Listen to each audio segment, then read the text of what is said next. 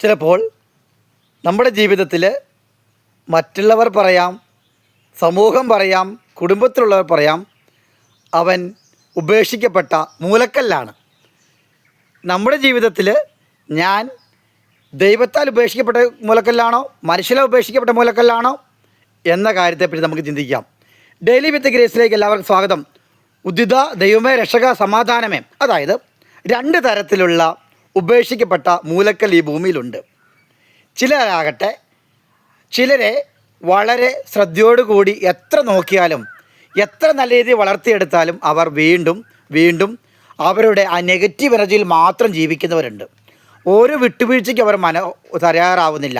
അവരുടെ ജീവിതശൈലി ഒരു മാറ്റത്തിന് വരെ തയ്യാറാവുന്നില്ല. വീണ്ടും വീണ്ടും അവർ വളരെ മോശമായ രീതിയിൽ തന്നെ അവരുടെ ജീവിതം മുന്നോട്ട് നയിക്കും. പലപ്പോഴും അത് ഉപേക്ഷിക്കപ്പെട്ട മൂലക്കാലാണെന്ന് പറഞ്ഞുകൊണ്ട് ഗുരുക്കന്മാരും കുടുംബത്തിലുള്ളവരും കൂട്ടുകാരും സമൂഹമെല്ലാം തള്ളിക്കളയുന്ന വ്യക്തികളുണ്ട്.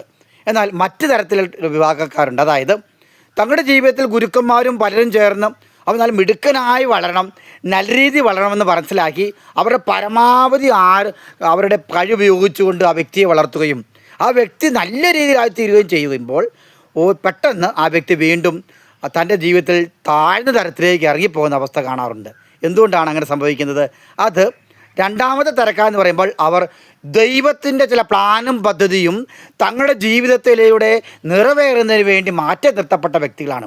ആയതിനാൽ ആ വ്യക്തികൾ മാറി നിൽക്കുകയും അവർ വീണ്ടും വീണ്ടും അനേകം പേരെ നേടുക, വീണ്ടും മുറിയപ്പെടുക, താഴോട്ട് പോവുക, വീണ്ടും നേടുക, വീണ്ടും മുറിയപ്പെടുക, താഴോട്ട് പോവുക എന്ന തരത്തിലേക്ക് പോകുന്നുണ്ടെങ്കിൽ അത് ദൈവിക പ്ലാനും പദ്ധതിയുമാണ്.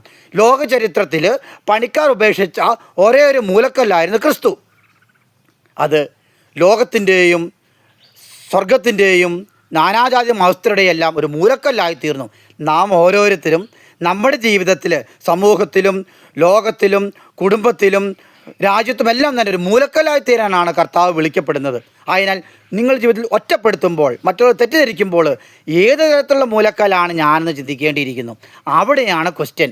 ഞാൻ ഏത് തരത്തിൽപ്പെട്ടവനാണ്? അപ്പോൾ ആദ്യ തരത്തിൽപ്പെട്ടവനാണ്, രണ്ടാമത് തരത്തിൽപ്പെട്ടവനാണോ? ദൈവത്തിലൂടെ വളർന്നിട്ടും കുറ്റങ്ങളും തെറ്റുകളും സഹിച്ചുകൊണ്ട് വീണ്ടും വീണ്ടും താഴ്ന്നു പോകുമ്പോൾ, ഒറ്റപ്പെട്ടു പോകുമ്പോൾ, മറ്റുള്ളവർ പരിശ്രമിച്ചിട്ടും നമ്മൾ തെറ്റായി മറ്റുള്ളവർ ചിന്തിക്കുമ്പോഴൊക്കെ നമ്മൾ ദൈവത്തോട് പോകുന്നവരാണെങ്കിൽ വിഷമിക്കേണ്ട. നീയോ അവനോ ഒരു മൂലക്കല്ലായി തീരും.